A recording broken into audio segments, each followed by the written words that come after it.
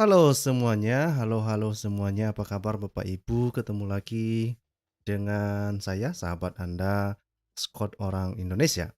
Ya, kali ini kita akan melihat sesuatu yang eh menarik ya tentang kentutnya setan. Sebetulnya ini tidak boleh ketawa karena kata Muhammad kalau ketawa masalah kentut ini berbahaya ya, berbahaya itu dilarang, coy. Dilarang ya. Jadi eh sebetulnya sebetulnya Sebetulnya ini masalah setan kentut ini ya sudah menjadi pengetahuan umum ya, apalagi di tengah-tengah Islam, di tengah-tengah komunitas, Muslim. Mereka percaya bahwa setan bisa kentut. Ya mungkin mungkin Anda berpikir bagaimana bagaimana setan bisa kentut ya? Apakah setan juga mengeluarkan angin? Apakah setan makan gitu? Apakah setan sakit perut makanya dia bisa kentut? Apakah setan itu makhluk, fisik? Nah, ini di dalam ajaran Islam, ini mereka memahami bahwa setan itu bisa kentut, oke? Dan bukan hanya itu, setan ketika ini diajarkan mereka, setan ketika mendengar suara azan katanya itu setannya lari katanya, lari sambil terkentut-kentut ya. Ini kalau nggak percaya biar saya tunjukkan beberapa hasil pencarian di Google ya. Ini kalau kita cari di Google Bapak Ibu dibilang sini, dengar suara azan, setan pun lari terkentut-kentut. Ya kan? Kalau Bapak Ibu ketawa, saya tidak bertanggung jawab, oke? Karena kata hadis Muhammad, nggak boleh ketawa. Terus dibilang, setan lari terkentut-kentut saat mendengar azan. Mengapa ya kan? Dikasih pengertian ya kan, dijelaskan ya kan. Setan lari terkentut-kentut saat mendengar azan. Setan lari terkentut-kentut bila dengar suara azan ya kan. Bahkan ini sampai ada yang mencari misalnya kenapa setan lari ketika mendengar azan bla bla bla ya. Eh, ini berarti ini masalah kentut ini ternyata ini bermasalah besar ya. Tetapi sekalipun informasi ini em, sudah beredar luas ya, dan mungkin bagi sebagian orang ini seperti terlewatkan begitu saja ya sudah, berarti azan itu di dalam pikiran banyak orang mereka pikir bahwa azan itu sangat berpengaruh dan itu bisa mengusir setan. Itu yang terbentuk di dalam pikiran banyak orang, dan kadang-kadang juga ketika kita diskusi dengan muslim, itu juga yang terpikirkan oleh kita ya. Itu artinya oh berarti azan punya ini ya, punya pengaruh terhadap setan ya. Tetapi ketika saya baca hadis ini Bapak Ibu, ketika saya baca hadis ini kembali, ternyata bukan itu. Ternyata bukan itu yang membuat saya ketawa terbahak-bahak ketika membacanya. Biar saya baca ya sama Bapak Ibu ya. Ini misalnya kalau kita baca di dalam hadis Bukhari ya. Ini hadis sahih ini. Ini hadis sahih ini. Ya, sahih sahih Bukhari nomor 573. Dibilang di sini ya. em, telah menceritakan kepada kami bla bla bla bla bla bla dibilangnya bahwa Rasulullah bersabda. Jadi Muhammad ini coy. Jadi Muhammad yang ngomong ini ya. Jika panggilan sholat azan dikumandangkan maka setan akan lari sambil mengeluarkan kentut hingga ia tidak mendengar suara azan. Coba bayangkan ya. Coba bayangkan. Kalau misalnya di Indonesia itu kan ada suara azan itu kan pakai toa nih. Ya kan? Terus dibilang suara kentutnya setan ini berarti lebih besar dari suara toa. Coba ya. Karena dibilang di sini ya, karena dibilang di sini setan akan lari sambil mengeluarkan kentut hingga ia tidak mendengar suara azan.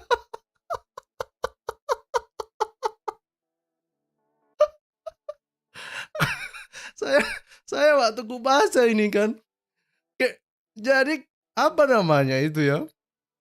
Lobang lobang pantatnya setan ini seberapa besar sih?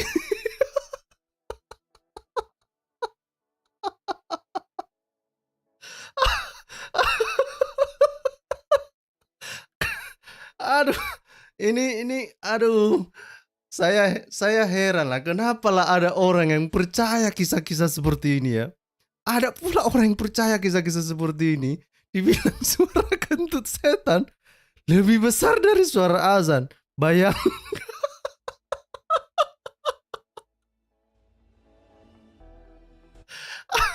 Aduh. Aduh.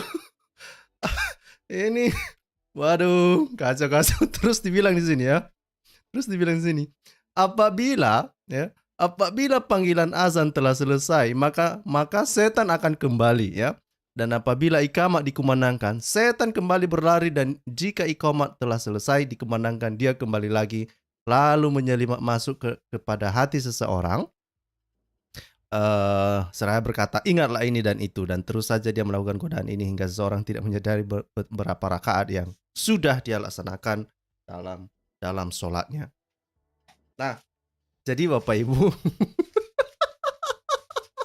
coba dulu dibayangkan, itu suara kentut setan itu bisa mengalahkan suara azan, coy. Hah?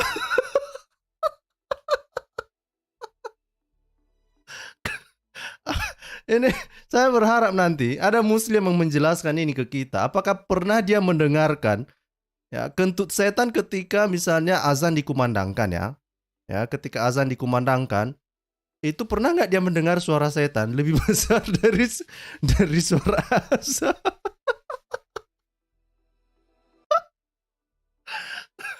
Aduh. Oke. Nah, bukan hanya itu ya. Bukan hanya itu. Sebetulnya ada hadis-hadis yang mengatakan bahwa lebih parahnya begini ya. Ya, kalau kita orang lain mungkin yang membaca hadis ini, ya saya aja nggak tahan, saya nggak ketawa ya. Bagaimana dengan yang menulis hadis ini? Apakah dia nggak ketawa ketika dia menuliskan ini ya? Ya, mungkin lah ya, mungkin di dalam pikiran penulis hadis ini dulu, karena kan yang mengumandangkan azan itu kan si Bilal ya. Bilal itu mungkin suaranya nggak terlalu kencang, maka dibilang ya kentut setan lebih besar dari suara si Bilal ini mungkin. Mungkin ya, mungkin. Tetapi masalahnya adalah ini tidak dibatasi hanya kepada Bilal. Ini kan artinya dipahami oleh muslim sampai saat ini sehingga banyak artikel-artikel di internet itu berseliweran.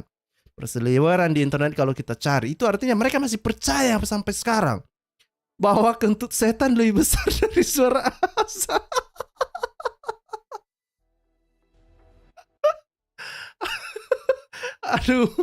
Aduh, suka-suka mula muslim ya.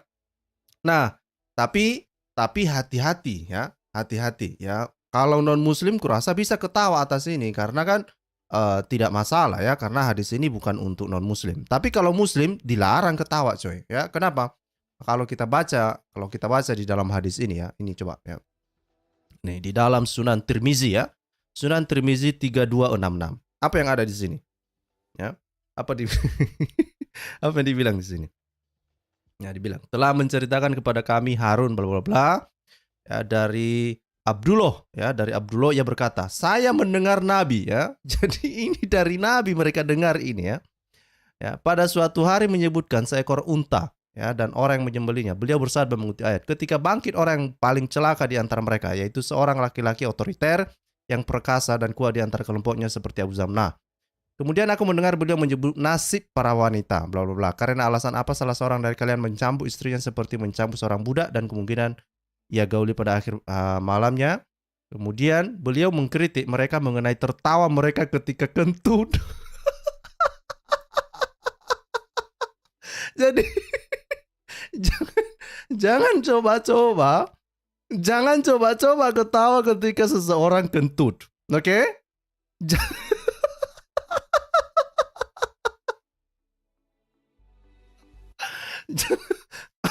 Jangan coba-coba ketawa kalau ada orang kentut ya.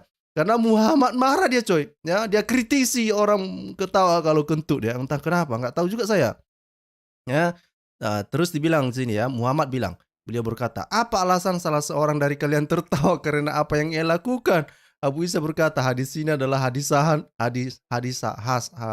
dan Sahih. Jadi ya, saya kurang tahu ini berlaku kepada kentut setan atau enggak.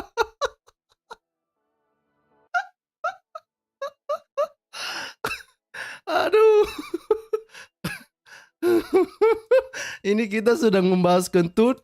Apa yang dikatakan oleh soft drift di sini, dia bilang begini ya, coba ya. Kita membahas kentut di sini tapi soft drift membahas yang lain-lain ya. Aku nggak tahu kenapa ini.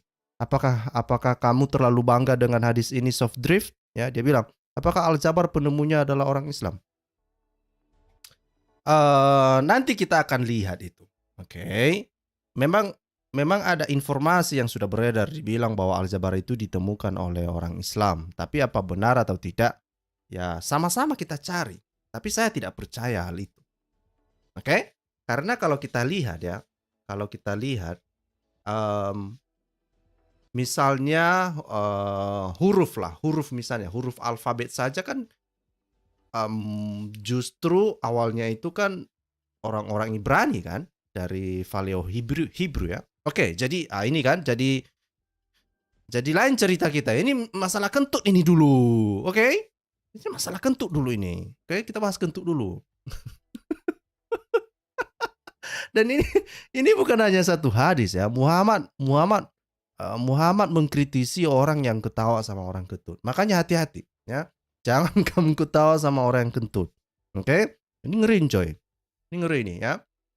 Nah, lebih lebih lagi misalnya kalau kita lihat hadis yang lain ya. Kalau kita lihat hadis yang lain, ada hal yang menarik ya. Ada hal yang menarik. Apa itu yang menarik? Dikatakan bahwa ya em, di ketika misalnya setan itu kentut ya, atau misalnya seseorang kentut di dalam masjid, gitu coy ya. Ketika dia sedang sholat katanya, itu bisa-bisa saja sebetulnya yang kentut itu adalah setan. Ah, artinya apa? Artinya bisa saja sebetulnya setan itu telah memasuki orang itu ya ketika dia sedang di masjid, lalu orang itu kentut, sebetulnya yang kentut itu atau dia sedang diperalat oleh setan. Ngeri nggak itu? Ah, ini yang diajarkan di dalam Islam coy. Kalau nggak percaya mari kita baca ya. Ini ada di dalam hadis Sunan Ibnu Majah. Ya, hadis Sunan Ibnu Majah 10:13 dikatakan begini. Telah menceritakan kepada kami bla bla bla ya, bahwasanya ia melihat sahabat bin Rabi membuang dahak di hadapannya lalu ia berkata, "Hai sahabat, janganlah kamu meludah di hadapanmu, sesungguhnya Rasulullah melarang perbuatan itu." Jadi Muhammad pernah melarang seseorang untuk membuang dahak di depan orang. Nah, apakah hanya itu saja? Tidak ya. Dibilang sini, beliau bersabda, "Jika seseorang sholat, Allah menemuinya dengan wajahnya hingga ia selesai sholat atau berhadat yang buruk dan membatalkan sholat ya." Nah, sebetulnya ini hadis sebetulnya terlalu pendek ya. Coba saya lihat dulu ya. Itu hadisnya tidak lengkap ya. Ini kalau kita lihat di dalam Ibnu Majah 1023 ya. Di dalam 1023 ini saya tunjukkan itu yang versi bahasa Indonesia ya. Ini sebentar. Oke. Nah, ini kelihatan kan ya. Nah, aku nggak tahu kenapa Muslim tidak menerjemahkan secara penuh hadis tersebut ya. Saya nggak tahu kenapa. Tapi kita akan baca sama-sama yang versi bahasa Indonesianya dari sunnah.com. Oke. Ini dia ya. Dibilang di sini ini hadis Hasan ini ya, dibilang di sini ya. Oh sahabat ya, do not spit in front of you. For the messenger of Allah used to forbid that, and he said, when a man stand up to perform prayer, Allah turns his face toward him until he turns away or he commits an evil hadats ya. Jadi dibilang di sini bahwa ya seseorang itu dilarang untuk meludah di hadapan seseorang katanya coy. Ya. Nanti Allah akan memalingkan wajahnya ya. Nah, atau bukan hanya meludah katanya kan dibilang he commits an evil hadat katanya, evil hadat. Evil hadat ini artinya sebetulnya kentut ya katanya, kentut ya. Nah, terus dibilang di sini, coba perhatikan ini ada keterangan. Ini yang tidak diterjemahkan di dalam hadis bahasa Indonesia ya. Ini yang saya blok ini. Ya. In ijah haja, oke saya perbesar ya. Oke, saya perbesar.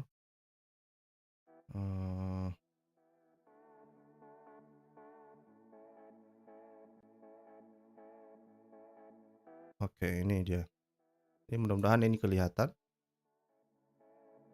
Oke, mudah-mudahan ini sudah kelihatan ya. Jadi dikatakan di sini, ini yang sudah saya blok ini. In Injal Ahazah, Abdul Ghani Dilawai mengatakan ya, meaning he does a matter that negates the khusu ya, and attentiveness of his prayer. Jadi dia mengganggu orang sholat lah kira-kira gitu ya. Or the meaning of hadat is invalidating the ablution ya. The only reason that he described it as evil is because in most cases it is occurrence during prayers is from setan ya. Jadi ternyata kalau ada seseorang yang kentut ya, yang kentut saat sholat itu katanya juga itu dari setan coy. Jadi berhati-hati kalian. Oke? Berhati-hati kalian coy. Jangan-jangan setan telah memperalat kalian ketika kalian sedang sholat itu coy. Ya, dan kalian kentut. Ngeri itu coy. Ngeri.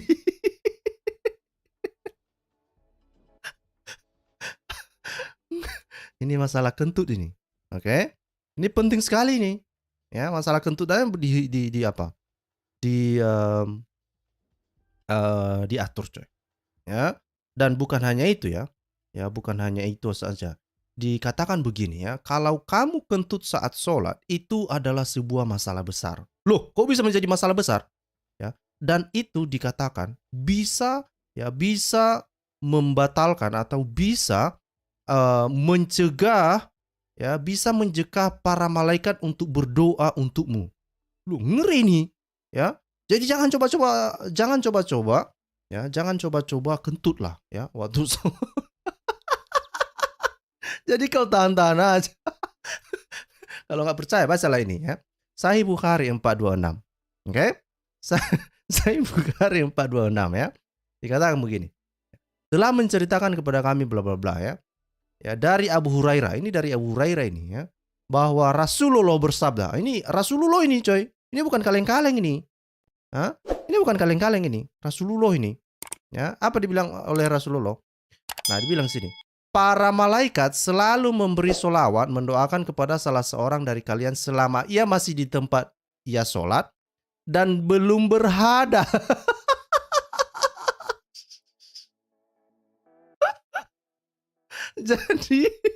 Jadi jangan coba-coba kentut ya. Ini berhadas ini kentut itu. Ya. Jadi coba tanya sama kawan-kawan muslim, berapa orang mereka yang sudah kentut dalam masjid ya? Hati-hati mereka. Oke? Hati.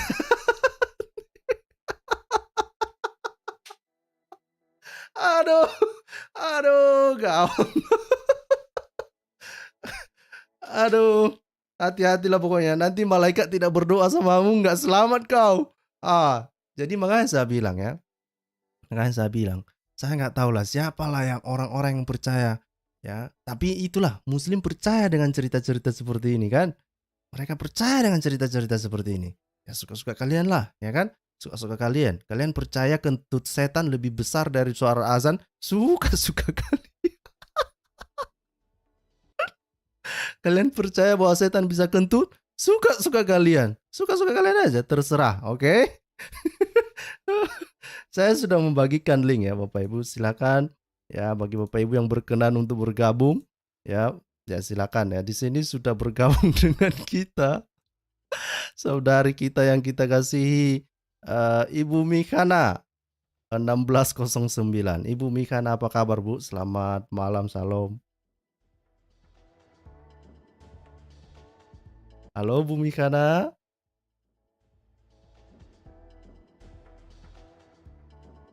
Salam. Gak ada suaranya Bu.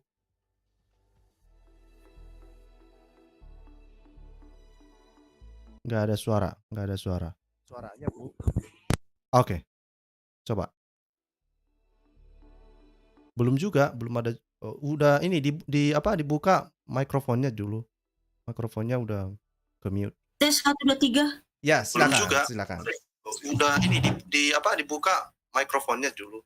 Ya, tes 1 2 3. Ke mute. Tes 1